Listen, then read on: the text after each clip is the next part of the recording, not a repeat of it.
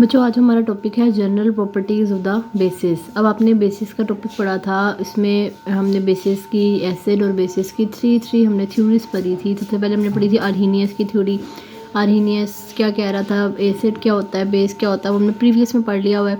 फिर हमने पढ़ा था कि ब्रोंस्टेड-लोरी क्या कहता है एसिड बेस कंसेप्ट के बारे में, और हमने लास्ट में पढ़ा था लेविस कंसेप्ट। अच्छा, वो कंसेप्ट पढ़ने के बाद हमें ये तो पता चल गया कि एसिड क्या होता है और बेस क्या होता है। अब हमें ये जानने की ज़रूरत है कि क्या क्या प्रॉपर्टीज़ बेसिस शो करता है, कि कौन कौन से रिएक्शंस ये किन किन के साथ ये रिएक्ट करता है और क्या क्या कंपाउंड्स ये बनाता है। तो जनरल प्रॉपर्टीज़ ऑफ बेसिस आपका इम्पोर्टेंट लॉन्ग है, ये इम्पोर्टेंट लॉन्ग में आता है। इसकी आपको ऐसी हेडिंग आएगी general properties of the basis, कि आपको यहाँ से ये नहीं कहेगा कि रिएक्शंस बताएं, तो आपसे कहेगा जनरल प्रॉपर्टीज़ ऑफ बेसिस को डिस्कस करें इन द लॉन्ग। अब सबसे पहले इसकी कुछ प्रॉपर्टीज़ आती हैं। सबसे पहली जो प्रॉपर्टी या सबसे पहला जो रिएक्शन आप कहेंगे कि वह है रिएक्शन विद द एसिड्स। तो रिएक्शन विद द एसिड्स, हम बेस के रिएक्शंस पढ़ रहे हैं, बेस की प्रॉपर्टीज़ पढ़ रहे हैं, तो रिएक्शन विद द एसिड्स। तो सबसे पहला पॉइंट है acid react with base to form salt, कि जब भी एसिड बेस के साथ रिएक्ट करते हैं तो वो क्या बनाते हैं, सोल्ट बनाते हैं। It is a neutralization reaction, ये क्या है, एक न्यूट्रलाइजेशन रिएक्शन है। जब भी कोई एसिड किसी बेस के साथ कंबाइन करता है, जुड़ता है, तो क्या बनाता है, सोल्ट। और इस प्रोसेस को हम क्या कहते हैं, न्यूट्रलाइजेशन रिएक्शन। न्यूट्रलाइजेशन इसलिए कहते हैं क्योंकि एसिड और बेस एक दूसरे के इफेक्ट को न्यूट्रल कर रहे हैं, कैंसिल कर रहे हैं, इस वजह से इस रिएक्शन को न्यूट्रलाइजेशन रिएक्शन भी कहा जाता है। आपसे वो इस तरह भी पूछ सकता है कि डिफाइन न्यूट्रलाइजेशन रिएक्शन, तो आपने कंफ्यूज नहीं होना कि यहाँ पे कौन सा रिएक्शन बताया जाए, तो आपने सिंपल सा एसिड को बेस के साथ रिएक्ट करवा देना है। ठीक है, जब आप एसिड को बेस के साथ रिएक्ट करवा देंगे तो वो न्यूट्रलाइजेशन रिएक्शन ही होगा। वो डायरेक्ट आपसे ये नहीं कहेगा कि reaction of acid with the base बताएं, वो आपसे ये कह सकता है कि define neutralization reaction, what is neutralization reaction, कि न्यूट्रलाइजेशन रिएक्शन क्या होता है और इसको डिफ़ाइन करें। ठीक है, तो आपने घबराना नहीं है, जब ये इस तरह का आएगा तो आपने डिफ़ाइन कर देना, डिफ़ाइन के बाद आपने ये वाला रिएक्शन बता देना है। अब यहाँ पर हम देखते हैं कि इसमें से ये दो कंपाउंड्स हमारे पास लिखे हुए हैं, इनमें से कौन सा एसिड है कौन सा बेस है।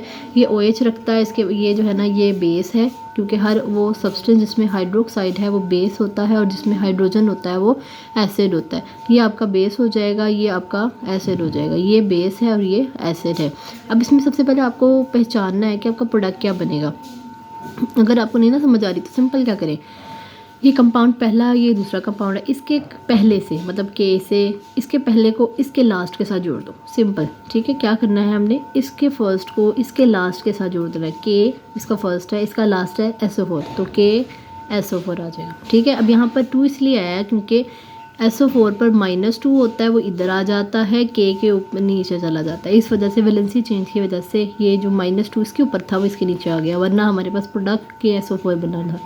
लेकिन आपने करना क्या है, ये वाला के SO4 के साथ जोड़ देना है, तो क्या बन जाएगा, K2SO4, और साथ ये देखिए H आपका ये OH क्या बना देंगे, वाटर। आपने याद रखना है जब भी कोई एसिड बेस के साथ रिएक्ट करता है तो क्या बनता है, सोल्ट। ये सोल्ट बन गया और साथ वाटर लाजमी बनेगा, ये दो कंपाउंड्स तो लाजमी बनेंगे, सोल्ट प्लस वाटर। ठीक है, फर्स्ट रिएक्शन हो गया।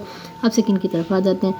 सेकंड में आपसे क्या कह रहा है, reaction with the ammonium salt. अब जो अमोनियम, आपको दो वर्ड्स पता होने चाहिए, एक अमोनिया और एक अमोनियम। अमोनिया कहते हैं NH3 को, ठीक है, NH3 को, और अमोनियम कहते हैं NH4 को। ये आपने जो है ना डिफरेंस कभी नहीं भूलना। अमोनियम किसे कहते हैं, NH4 को, और अमोनिया कहते हैं NH3 को। तो alkalis react with the ammonium salt to liberate ammonia gas, कि जो अल्कलीज होती हैं, अल्कलीज कहते हैं बेसिस को, तो बेस जब वो रिएक्ट करती हैं अमोनियम सोल्ट के साथ, अमोनियम सोल्ट, अमोनियम कहते हैं NH4 को, और सोल्ट साथ Cl लगा हुआ है, तो अमोनियम सोल्ट के साथ जब वो रिएक्ट करती हैं तो यहाँ से NH4 से आप खुद ही सोचें कौन सी गैस निकल सकती है, अमोनिया ही निकल सकती है। तो अमोनिया गैस साथ लिबरेट होती है, मतलब निकलती है, रिलीज होती है। अब हमने देखा reaction with the ammonium salt, ये हमारा अमोनियम है और साथ ये सोल्ट है, अमोनियम और साथ सोल्ट, साथ हमने ली अल्कली, ये बेस है। ठीक है, अमोनियम सोल्ट प्लस बेस, तो यहाँ पर क्या बनेगा, ये देखें, मैंने आपको बताया था कि आपने क्या करना है फर्स्ट। अब देखिए यहाँ पर इसमें से थोड़ा सा डिफरेंस ये है कि NH4 से तो बच्चों निकल गई NH3 गैस। ठीक है, अब आपने इसको और इसको जोड़ देना है, Na और Cl को जोड़ देना है। क्यों जोड़ना है, क्योंकि Na पे प्लस और Cl पे माइनस है, तो NaCl बन गया, और यहाँ से आपके पास NH3 गैस निकल गई। और थर्ड चीज़ वाटर, तो आपने देखे NH4 थे आपके पास, NH4 में से कितने हैं आपके निकले हाइड्रोजन 3, कितने बच गए इसमें से? एक जो आपका बच्चा वो किसके साथ जुड़ जाएगा? OH के साथ, और क्या बना देगा? वाटर। और बाकी बच्चों आपके पास बचा Na और Cl, इसको जोड़ दो, रिएक्शन कंप्लीट। अगला देख लेते हैं। ये अमोनियम क्लोराइड है, ये अमोनियम सल्फेट है। तो अमोनियम सल्फेट में से इसमें से भी आगे पास अमोनिया गैस निकलेगी। यहाँ पर 2 थे तो मैंने यहाँ पे बैलेंसिंग में 2 लगा दिया। अब वही काम आपने करना है। यहाँ पर आपके पास 4 हाइड्रोजन थे, एक निकल गया अमोनिया में NH3 में, बाकी जो आपके पास देखें आपके पास टोटल 4 to the 6, ठीक है, 6 और 2 आपके पास कितने? 8। तो यहाँ पर देखिए 3 to the 6 अमोनिया निकल गया, बाकी कितने बचने चाहिए आपके पास? 4। यहाँ पर देखिए आपके पास अमोनियम सल्फेट है और साथ आपके पास है कैल्शियम हाइड्रोक्साइड। कैल्शियम हाइड्रोक्साइड क्या है? बेस, और ये क्या है? Ammonium sulphate. सिंपल बच्चों, आपने करना क्या है कि अमोनियम से क्या निकलना चाहिए? जो है ना अमोनिया गैस। अब देखें Ca आपने जोड़ देना है SO4 के साथ, जैसे हमने ऊपर किया था, Na को जोड़ दिया था Cl के साथ, यहाँ पर हम Ca को जोड़ देंगे किसके साथ? सल्फेट के साथ, तो CaSO4, ठीक है। अब यहाँ पर बच्चों आप कहेंगे कि Ca2SO4 क्यों नहीं आया जैसे हमने ऊपर K2SO4 किया था? वजह ये है कि Ca पर कैल्शियम पर +2 होता है, सल्फेट में -2 होता है, और एक दूसरे को कैंसिल कर देते हैं। इस वजह से हमारे पास प्रोडक्ट में कुछ नहीं आता। जैसे Na है, Na के ऊपर +1 चार्ज है, Cl के ऊपर -1 है, दोनों एक दूसरे को कैंसिल कर रहे हैं और हमारे पास प्रोडक्ट में NaCl बन रहा है। जैसे यहाँ पर देखें CaSO4, ठीक है। अमोनिया गैस आपने लाजमी निकालनी, जैसे आप जो है ना अमोनिया गैस और वाटर, ये दोनों चीज़ें तो लाजमी निकलेंगी। थर्ड चीज़ आपको पता होनी चाहिए, वो आपने सेंटर वालों को जोड़ देना है, Na और Cl को जोड़ देना है, Ca और SO4 को जोड़ देना, ठीक है। आई होप ये क्लियर हो गया होगा। हम आगे चलते हैं। लास्ट वाला बच्चों जो रिएक्शन है वो प्रेसिपिटेशन ऑफ द हाइड्रोक्साइड्स है। अब आपको ये जो वाला टॉपिक है ये अलहदा से भी लॉन्ग आ सकता है, ठीक है, प्रेसिपिटेशन ऑफ द हाइड्रोक्साइड। अब इस पूरे स्टेटमेंट को समझ लेते हैं कि इसमें मैं कहना क्या चाह रहा है। प्रेसिपिटेशन बेटा कहते हैं कि जो है ना प्रेसिपिटेट होना, मतलब कोई चीज़ आपने डिज़ोल्व की किसी सोल्यूशन में तो वो जो है ना वो नीचे बैठ गई, ठीक है, उसे कहते हैं PPTs बन गए हैं, ये नीचे चीज़ नीचे बैठ गई। ऑफ द हाइड्रोक्साइड्स, मतलब हाइड्रोक्साइड्स के PPTs बनते हैं, प्रेसिपिटेट्स बनते हैं जो नीचे बैठ जाते हैं, उसे हम कहते हैं प्रेसिपिटेशन ऑफ द हाइड्रोक्साइड्स।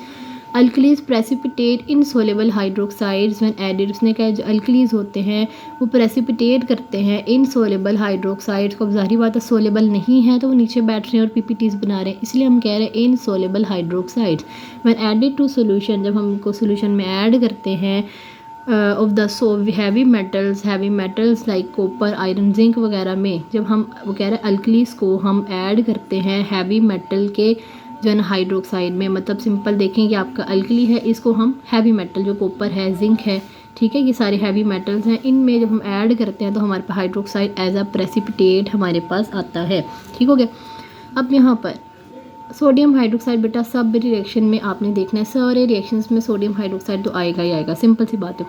सिर्फ आपने यहाँ पर देखना है CuSO, इनको ना अगर आप नाम याद कर लेते हैं तो आपके लिए रिएक्शन करना मुश्किल नहीं होगा। कॉपर सल्फेट है, सोडियम हाइड्रोक्साइड तो आएगा ही आएगा, कॉपर सल्फेट CuSO4। जो आपने सिंपल सा अगर नहीं ना समझ आ रही कि क्या बनेगा, क्या करें, इसके फर्स्ट को इसके साथ लास्ट के साथ जोड़ दो, CuOH। अब Cu पे +2 होता है, नीचे आ गया 2 Cu। अब देखें यहाँ पर देखें यहाँ पर 2 है तो 2 सोडियम हाइड्रोक्साइड ले रहे हैं तो यहाँ पर 2 आ गया, सही है। तो CaOH2 साथ क्या बचा Na।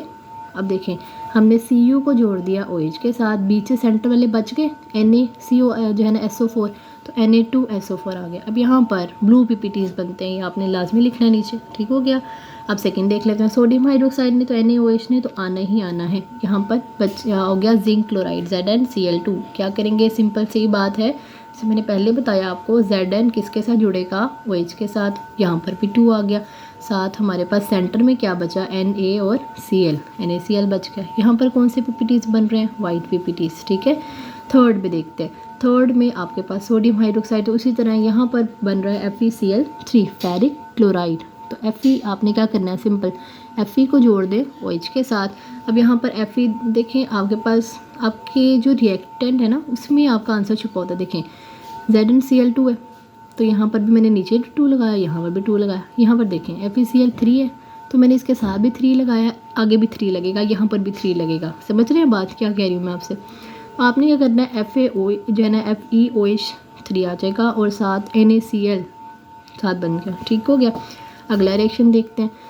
अगला है पीबी को बच्चों कहते हैं लेड और ये आ जाएगा नाइट्रेट, ठीक है। Lead nitrate plus sodium hydroxide, PB जो है ना वो जुड़, आपने वही बात है जो मैंने आपसे पहले भी कही थी, पीबी जुड़ जाएगा किसके साथ, OH के साथ, तो पीबी OH ट्वाइस आ गया, साथ सेंटर में क्या बचा, NaNO3, ठीक हो गया। यहाँ पर कौन सा PPTs बनते हैं, वाइट PPTs बनते हैं।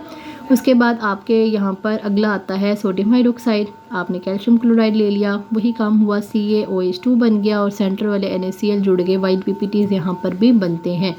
अच्छा, उसके बाद सोडियम हाइड्रोक्साइड हमारा वैसे ही है, हमने लिया FeSO4 फेरस सल्फेट, तो यहाँ पर Fe और जो है ना OH2 हमारे पास बनते हैं और साथ Na2SO4, ठीक है। यहाँ पर डर्टी ग्रीन जो है ना PPTs बनते हैं, ठीक है। आई होप आपको लेक्चर समझ आ गई होगी। इसको अगर आप इन टिप्स और जो है ना ट्रिक्स के साथ करोगे जो मैंने अभी आपको बताई है तो इंशाल्लाह आपको कोई मुश्किल पेश नहीं आएगी।